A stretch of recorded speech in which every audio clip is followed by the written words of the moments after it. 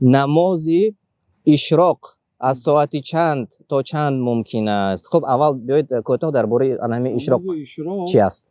یعنی بعضی علما میگن که نماز اشراق و نماز ضحی هر دوش یک گپ است. اصلی کلمه اشراق شروق یعنی برآمدن آفتاب، نسبتاً به برآمدن آفتاب، یعنی بعد برآمده شدن آفتاب و جدا شدن آفتاب قدر یک نیزه. در نظر بیننده آفتاب اگر از زمین قدر یک نیزه کنده شود، بعد نماز خواندن اجازت است. و نماز اشراق بعضی علما از نماز ضحی فرق میکنند.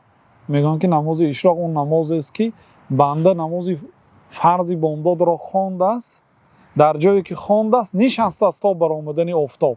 آفتاب که قدی نیزه برآمد، یعنی بعد 15 دقیقه اطراف 10-15 دقیقه میبراید. بعدی برآمدن آفتاب با 10-15 دقیقه منتظر میشه و 2 رکعت نماز خواند، ثواب عمره را میگیرد گفتن پیامبر صلی الله علیه و آله در حدیث. خلاصه این اشراق است میگن. لیکن اگر اشراق عام گوییم مانند ضحی، بعد برآمدن آفتاب قد یک نیزه تا وقتی قیام، تا وقتی که آفتاب از حرکت باز میایستد، این تقریبا 3 دقیقه پیشتر از اذان پیشین.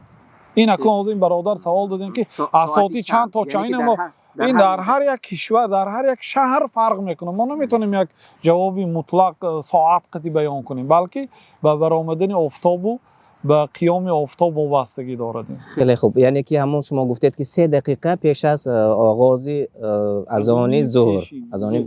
خیلی خوب، من امید میکنم که تماشابین ما جواب خودشان را گرفتند.